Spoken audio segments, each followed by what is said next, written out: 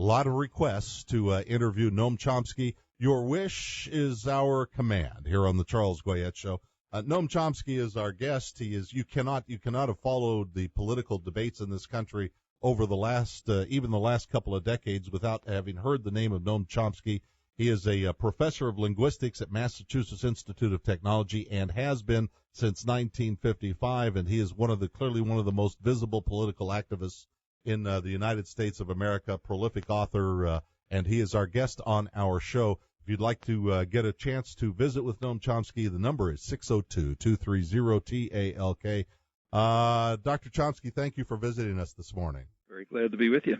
We just led into to this show in the last hour talking about world military spending. We read today, having broken the $1 trillion barrier for the first time since the Cold War, and the United States accounts for half of that. It's disappointing for those who grew up, at least in my generation, when we were told about starving children in India and China, to discover that China's defense budget grew 10% just in the last year, and that India's defense spending or military spending just in the last year jumped 19%. And what's more, Russian military spending has probably doubled or tripled since the Bush administration came in. I mean, there are many reasons for that, but one of the reasons, it's well known, is just a reaction to the predicted reaction to the aggressive militarism of the Bush administration, which is virtually compelling potential adversaries to create offensive military forces as a deterrent. And then there's a kind of a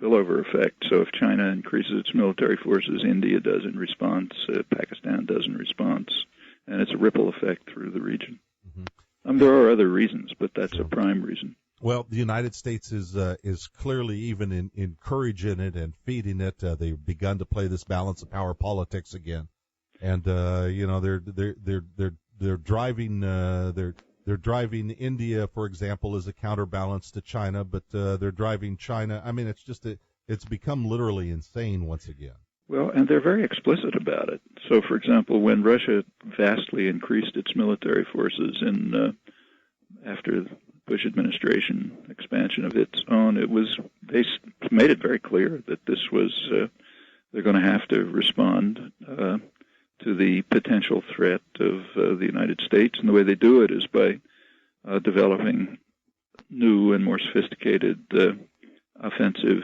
military weapons, including advanced missiles with nuclear warheads targeting the United States. They had their first military exercises in about 20 years last year. China has been the most, of all the nuclear states, China has been the one that has not has had a very limited military system, just a minor deterrent, a couple dozen missiles. But now they're reacting.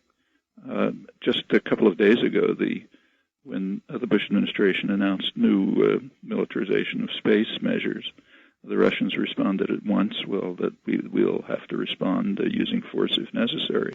I mean, this is an action-reaction cycle, which is very well understood. And there's no question about what's driving it. And yes, again, there are other factors. So, China and India and Pakistan have problems which are pushing military development independently, but we're playing a very significant role in this. Our own military expenditures are huge, but they're also driving world reactions and, incidentally, increasing the dangers to the United States enormously.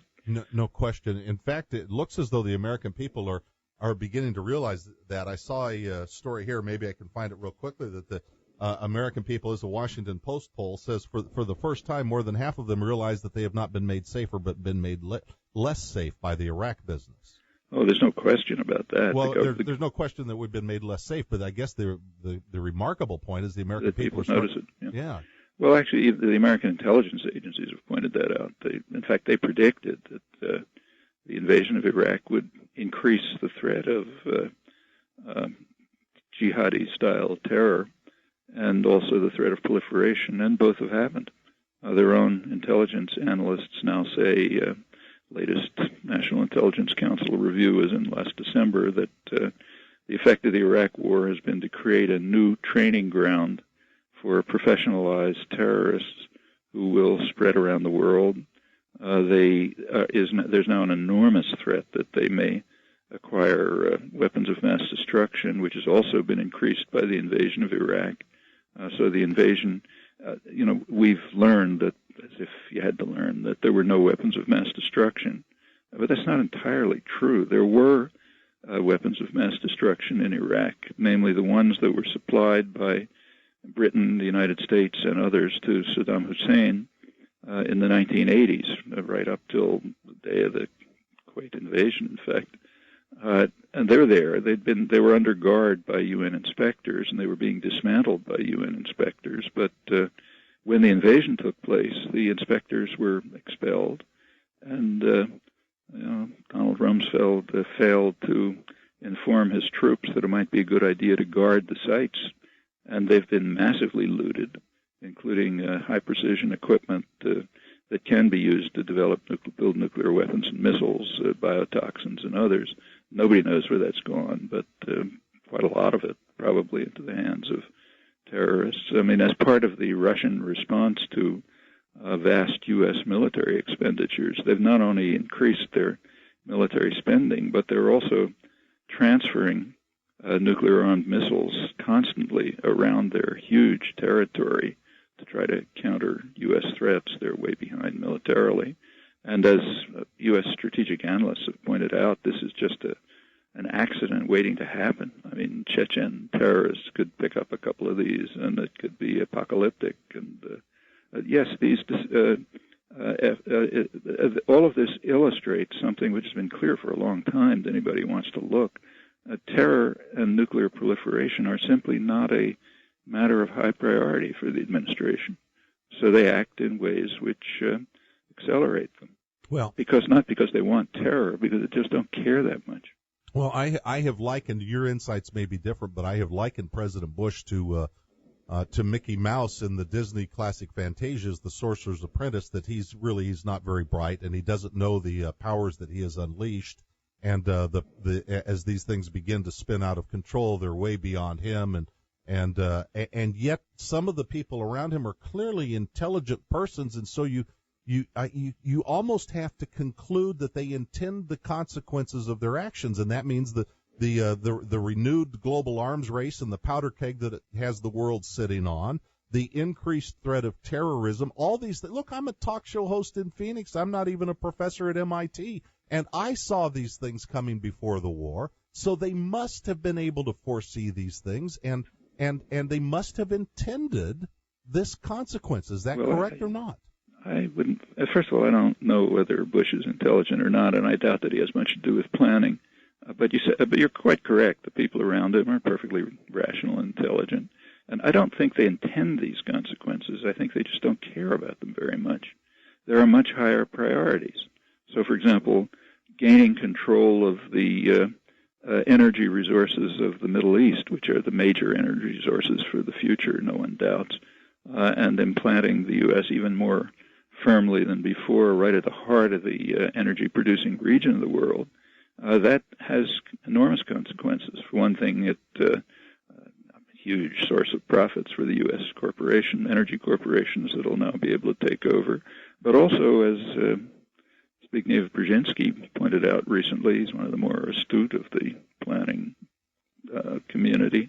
He said a conquest of Iraq gives the United States what he called critical leverage over our real rivals, the Asian and European economies. If you have your hand on the spigot, you have a lot of leverage. That's thinking that goes way back to the Second World War, and now much more important. So these are just simply higher priorities. It's not that they intend nuclear proliferation and terror. It's just a low priority. Well, in fact, you can see, and there's nothing new about this. This goes way back through history. Just look at the record of wars through history. Everyone was started by someone, and a good part of the time, whoever started the war lost it and got devastated.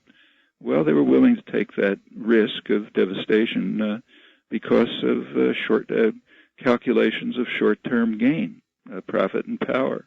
The main difference today is that the stakes are so much higher. I mean, the stakes are literally survival of the species. That's why you have people like Robert McNamara warning of what he calls apocalypse soon, unless we stop these mad policies. He's Noam Chomsky on the Charles Goyette Show. We're not going to spend a lot of time with him, but if you would like to be a part of our program, let me give you the number now. It is 602-230-TALK, 602-230-8255, 1010 Talk, KXXT. Remember, the Charles Goyette Show archives are free. They're valuable, but they are costly to maintain and entirely listener-supported. Be sure to click on the donate button. Air America Phoenix, 1010 Talk, KXXT, 7:21 in the morning. The Charles Goyette Show is on the air with Noam Chomsky. He's joining us by telephone from Boston. And our telephone number is 602-230-TALK. It is 602-230-8255. In the increasing perilousness of the situation that we have entered, how is the genie best put back in the bottle, if indeed there's any chance of doing so, Dr. Chomsky? Oh, there are definitely ways. I mean, for example, one of the last month, May, was the five-year annual regular review of the Non-Proliferation Treaty. Now, that's the core of the hope for ending nuclear terror, either devastating nuclear war, which might really terminate the species, and it's come very close many times, or nuclear terror, which is regarded by the U.S. intelligence community as inevitable in the United States unless something's done about it. And everyone knows what has to be done.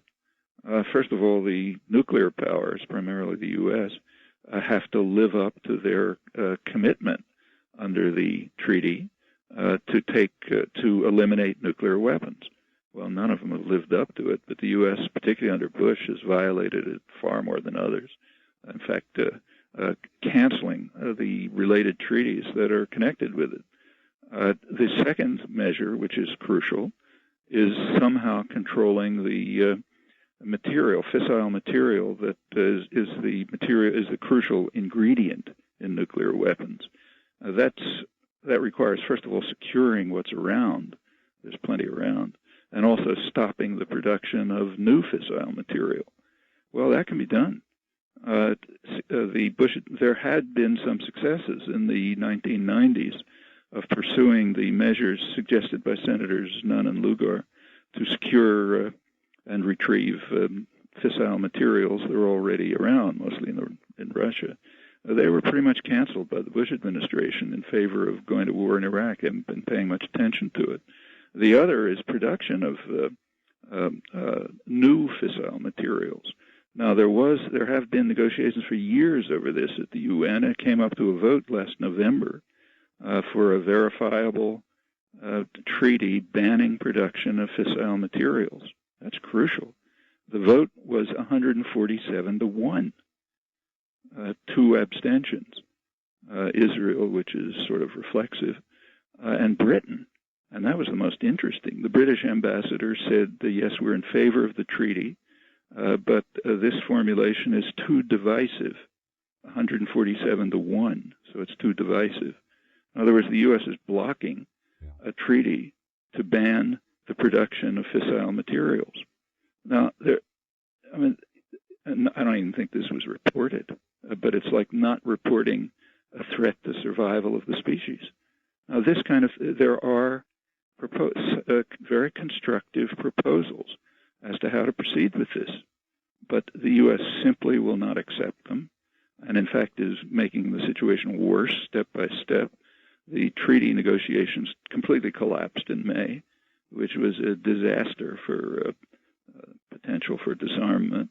The U.S. simply would not even agree to mentioning in the negotiations the commitments that had been firmly made at the preceding review meetings, 1995 and 2000. And it's developing new nuclear weapons. Well, of course this is going to, and also every analyst understands what, again, a 10-year-old can understand, that the invasion of Iraq simply instructed the world that if you want to protect yourself from U.S. aggression, you better develop a deterrent. And the only deterrents are terror and nuclear weapons. So yes, it's almost compelling countries to develop nuclear weapons in reaction. I mean, these things are all transparent. And it's not that the consequences are intended. I don't agree with that. I think they just don't care. I mean, in comparison with the priority of stuffing more money into your rich friends' pockets and gaining more strategic power in the short term, they're just willing to take the risk of disaster. All right, 602-230-TALK is our phone number for Professor Chomsky. Corky in Tempe this morning. Corky? Hello, Professor Chomsky. Do you see our two-party system as part of the problem here, why we can't make this progress here, and if so, how can we change that? Well, I think the real problem, and unfortunately it's barely been reported, is there's a huge gap between the bipartisan consensus and the general population. Right before the November elections, major studies were released by the leading institutions in the country, in the world, in fact, that monitor public opinion. They were barely reported. What they showed is that on major issues, including these, both parties are far to the right of the general population. I mean, I don't have time to go through the list now, but almost anything you can think of. So take, say, the Kyoto Protocol. I mean, it's not very much, but it's at least a step towards preventing another potential catastrophe, namely the ecological catastrophe, which could be extremely severe. Well, you read in the press that the U.S. was unilaterally refused to sign, which is correct if you mean U.S. government, but not the population. Population overwhelmingly supported it. In fact, so enthusiastically that a majority of Bush voters thought that he supported it. And now this gap, this marginalization of the public, the vast distinction between public opinion and public policy, that's a much deeper problem than any issue involving the two parties.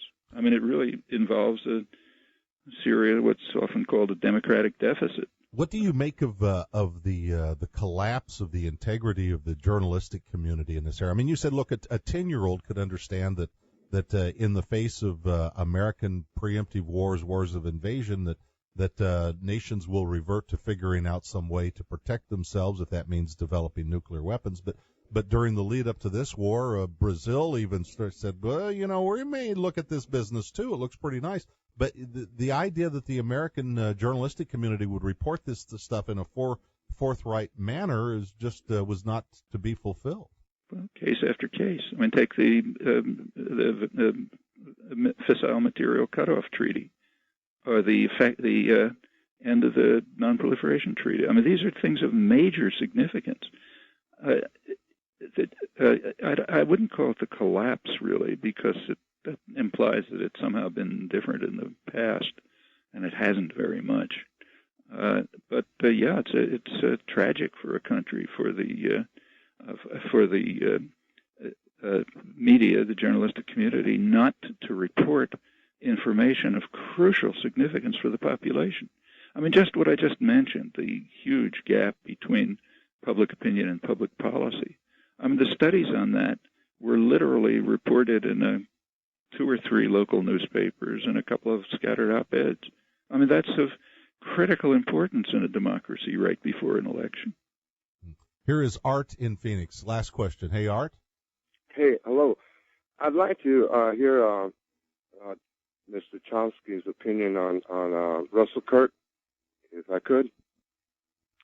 Well, I don't really like to talk about individuals without a chance to explain, and there's no chance to explain. I think it's kind of unfair just to give opinions. It probably is the author of the Conservative Mind. Yes, I know, but I have opinions, but there won't be time to explain them, so I'd just soon not state them. All right. Well, I guess the note that I'd like to leave on is the prospect that the American people will get good and fed up with this thing, and maybe with the Bush administration's destruction of the dollar and the domestic economy, and will demand an end to this kind of nonsense. Oh, I think there's every chance of that. In fact, the We've been through periods like this in history before, and there has always been a popular reaction, which has led to considerable progress. And that's, it's not a constant cycle upwards, but the tendency is generally forward, and I think it can go forward again. That's a good optimistic note to end on. Yeah. I thank you, Professor Chomsky. Good of you to be with us here in Phoenix this morning. Very happy to be with you. Noam Chomsky in Boston, the Charles Goyette Show on Air America Phoenix, 1010 Talk, KXXT.